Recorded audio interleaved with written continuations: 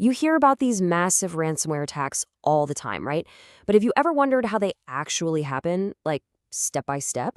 Well, today we're putting on our detective hats. We're going to deconstruct a real-world cyber attack, and we're using a professional intelligence report as our guide to see exactly how the bad guys pulled it off. And this isn't just some abstract concept. Look at this. This is the real-world cost. The Uvalde School District in Texas had to completely shut down for 4 days. And the attack didn't just hit their computers. It took out their phones, their air conditioning, their security cameras, and even their student information system. The daily lives of thousands of people just completely upended. So that's the big question we're tackling today, right? How does a ransomware group get from the outside all the way to a point where they can flip a switch and cause this much chaos? Well, let's follow the evidence. Every investigation starts at the crime scene. We need to understand what happened and what evidence we have to work with. And this is our main piece of evidence. It's the KeysGuard Night Owl Daily Intelligence Report. Think of this as our top secret case file.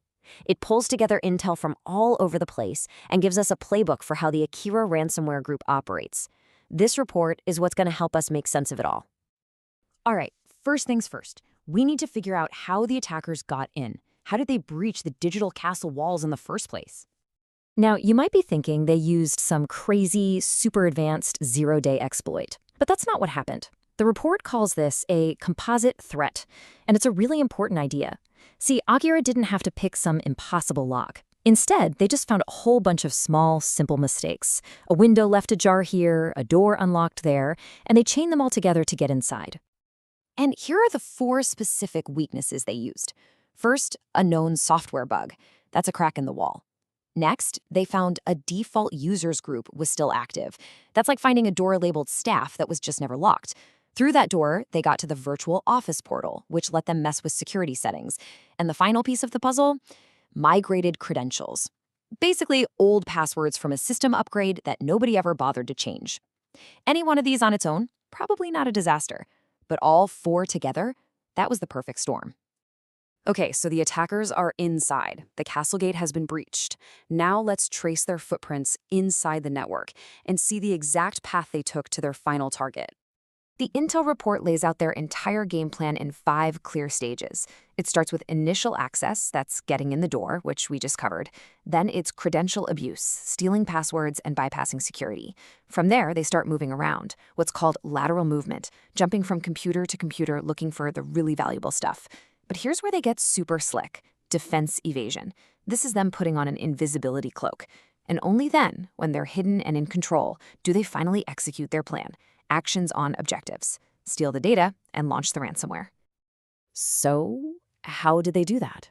How did they put on an invisibility cloak inside a secure network?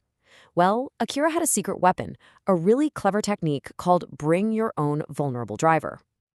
Okay, so how does this work? It's pretty wild. Your computer has a built-in trust system. It automatically trusts special software called drivers if they have a valid digital signature from a real company.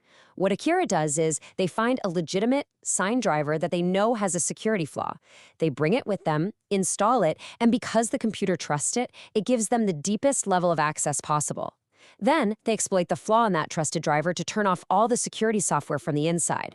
It's like a spy using a real guard's keycard to get into a secure building just so they can disable all the cameras. And our case file names the actual files they used. These 2 drivers right here, rddrive.sys and hlpdrive.sys. And here's the thing. These aren't viruses. One of them, rddrive.sys, is a component from a legitimate Intel utility. They're using real tools as weapons, which makes them incredibly difficult to spot. All right, enough about the attackers. We've seen their playbook. It's time to flip the script. How do we fight back? Let's put on our defender hats and use this intelligence to turn the tables. A good defense often starts with a good offense. This is something called threat hunting. Instead of just sitting around and waiting for an alarm to go off, security teams actively search their own networks for any sign of an attacker. And the Night Hour report doesn't just describe the attack, it gives us the forensic tools to find these exact footprints. Now, the report has all this complex-looking code for security tools, but you don't need to be a coder to get the idea. A query is just a very specific search, and in this case, the hunt is simple. Scan every single machine on the entire network for any sign of those 2 files, rwdrv.sys or HLPDRV.sys. If you find them, you've almost certainly found your intruder. Hunting for intruders is crucial, but the real win is preventing them from ever getting in. So for our final section, let's talk about strengthening those castle walls so this kind of thing doesn't happen in the first place. Remember those 4 unlocked doors Akira used to get in? Well, here's the playbook to lock them up. You patch the software. That closes one door. You disable that default user group. That slams another one shut. You restrict who can even get to the virtual portal. And finally, you change all the passwords and force everyone to re-enroll their multi-factor authentication. Each action closes one of those pathways for good. But defense doesn't stop at the front gate. You need layers. So inside the network, you're applying all the regular security updates. You enforce rules like SMB signing, which is kind of like putting a digital wax seal on all your internal traffic. And critically, you set up your security tools to block or at least send a major alert anytime a weird new driver gets installed, the very technique Akira relies on. It's all about defense in depth, so if one layer fails, another one is there to catch the attacker. So when you boil it all down, this massive, disruptive cyber attack started with really simple stuff we can all understand. An unpatched device, a default setting that was never changed, and an old password. It's a huge reminder that cybersecurity isn't always about fending off some super hacker. A lot of the time, it's just about locking your doors. So the question I'll leave you with is this: what's the forgotten, unlocked door in your digital world?